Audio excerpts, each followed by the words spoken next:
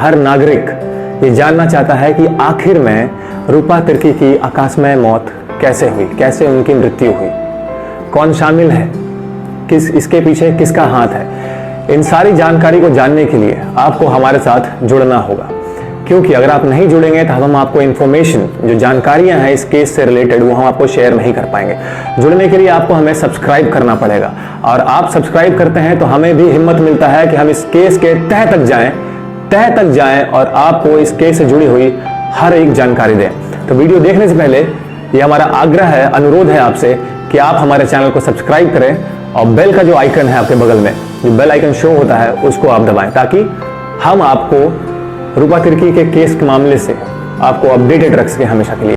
नमस्कार, मैं हूं विशाल कुमार पांडे और आप देख रहे हैं स्वदेशवाणी।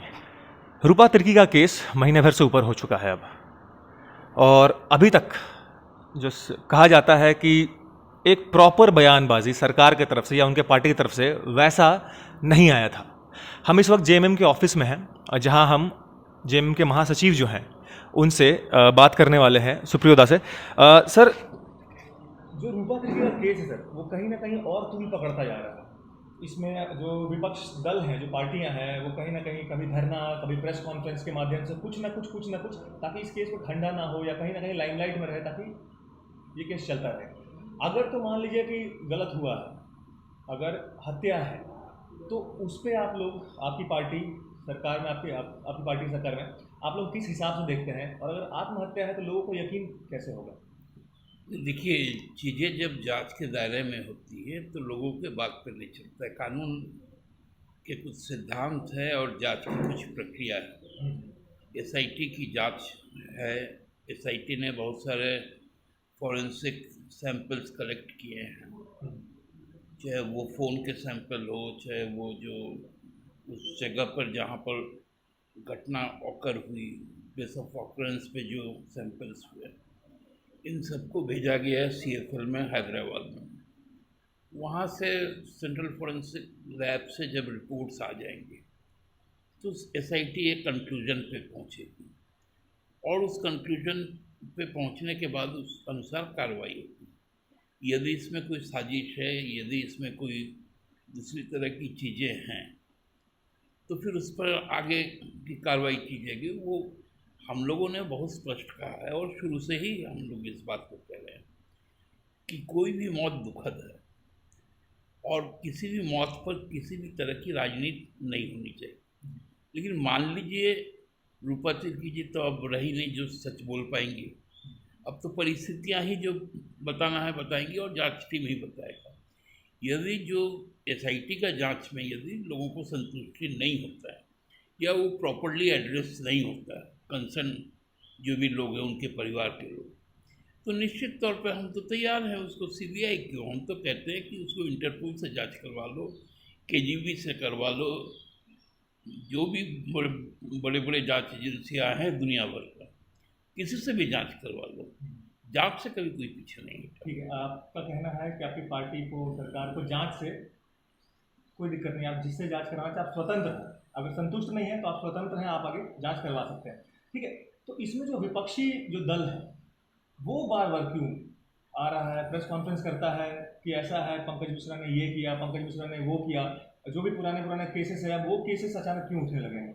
देखिए, कोई पंकज मिश्रा पे कोई पुराना केस नहीं, जो मुद्दे हैं, जो पुराने मुद्दे हैं, वो क्यों उठ रहे हैं? पंकज मिश्रा पे कोई मुद्दा भी नहीं है और न केस है। वहाँ पर 2 नंबर का सब काम चलता था, चाहे वो प्रेशर का काम हो, चाहे वो चिमनी भट्टा का काम हो, बालू का काम हो। इस सरकार ने आकर उस पर रोक लगाने का काम किया, और उस पर रोक लगाने के कारण, क्योंकि सभी लोग उसमें भाजपा से जुड़े हुए लोग हैं और सभी का एक आपराधिक पृष्ठभूमि है, तो स्वाभाविक तौर पर साहेबगंज में माननीय विधायक भी हैं हेमंत जी बरहेट के, उनका विधायक प्रतिनिधि भी है, पिछले बार भी वो उनके प्रतिनिधि थे, पार्टी के केंद्रीय सचिव भी हैं, तो इसीलिए टारगेट उसी को किया जाता है। इसलिए इससे हम लोग ना विचलित होते हैं, ना हम लोगों के लिए कोई समस्या है। अच्छा, रूपा तिर्की की जो मम्मी और पापा हैं, जो फैमिली है, वो कहीं ना कहीं बहुत निराश, उनका कहना है कि अभी तक वैसा कोई भी बयान नहीं आया है कि हाँ हमें लगे कि सरकार हमारे साथ है। कहना है उनका कहना है कि राज्य की सरकार अगर राज्य की बेटी के लिए खड़ा नहीं हो, जो प्रशासन में थी, तो फिर हम देश की रक्षा करने के लिए बेटी को हमने भेजा और उसकी लाश आई, तो कोई भी पेरेंट्स बहुत हताश हो जाता है। इस पे आप नहीं, देखिए, राज्य की जनता, राज्य की सरकार अपनी जनता के प्रति जवाबदेह है। हम लोग तो बार बार कहते हैं कि हमारे लिए जो ये मैंने सबसे पहले पब्लिक हेल्थ जो है, पब्लिक सिक्योरिटी है और पब्लिक सोशल वेलफेयर है, ये 3 एस्पेक्ट हम लोगों के लिए सबसे बड़ी चीज़ है। उस पर यदि कोई घटना घट गई तो सरकार जांच ही करवा सकती है, और सरकार कैसे खड़ा होगी, और जो नियमतः जो कंपनसेशन वगैरह है वो तो मिलेगा ही। अगर जांच के दौरान मान लीजिए अगर पेरेंट्स संतुष्ट नहीं है और सीबीआई की जांच होती है और मान लीजिए जो दोषी निकलता है उसको कितनी कड़ी सजा देंगे आप लोग?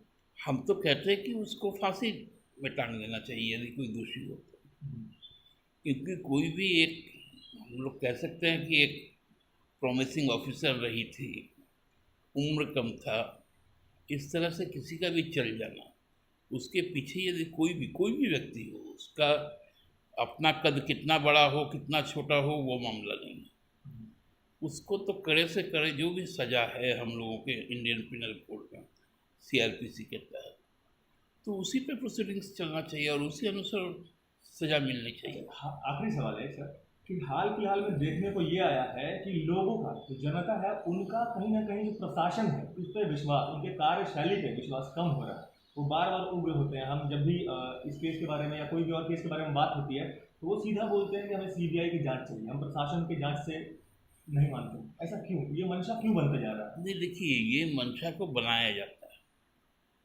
आप गौर किए होंगे, जब हमारी 2014 के पहले 2013 में एक प्रकरण हुआ था तारा शाहदेव मामला, उस वक्त भी लोगों ने बहुत सारा हो हल्ला किया। हम लोगों ने सीधा केस को सीबीआई को दे दिया। सीबीआई ने कहा कि मैं इसको जांच नहीं करूँगा। उसके बाद अभी हाल के दिनों में, पिछले वर्ष आपको सिद्धू कानू के एक वंशज का हत्या हो गई थी, उस पर भी ड्रामाबाजी हुआ। हम लोगों ने कहा कि इसको भी सीबीआई को दे दो, सीबीआई को दे दिया गया, सीबीआई ने उसको एक्सेप्ट नहीं किया।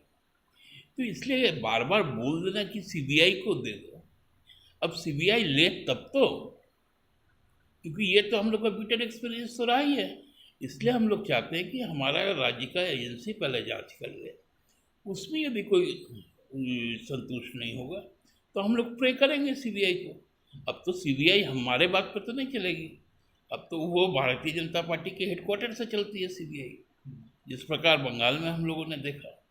इसलिए इस केस को पॉलिटिकलाइज नहीं करके इस केस के साथ जस्टिस होना चाहिए। अच्छा, आज जो है बंधु तिर्की तिर्की के माँ बाप से मिलने वाले हैं, तो क्या हो सकता है? नहीं, मिलना चाहिए। दुख के घड़ी में लोगों को एक दूसरे के पास जाना ही चाहिए, इसमें कोई बुराई नहीं। बहुत बहुत शुक्रिया आपका हमसे बात करने के लिए इस मुद्दे पे। तो आपने सुना सुप्रियो दा को, जिन्होंने बताया कि राज्य सरकार को कोई भी दिक्कत नहीं है। पहले राज्य सरकार का जो प्रशासनिक जांच है उससे अगर उनके पेरेंट्स, जो माँ बाप हैं, जो अगर संतुष्ट नहीं होते हैं तो वो सीबीआई करा सकते हैं, सीबीआई की जांच, इसमें कोई दिक्कत नहीं है। और इस केस में आप जुड़े रहिएगा आप हमारे साथ, क्योंकि हम आपको एक और भी बहुत ही सनसनी चीज़ दिखाने वाले हैं। जुड़े रहिएगा, आप देखते रहिए स्वदेशवाणी। स्वदेश वाणी।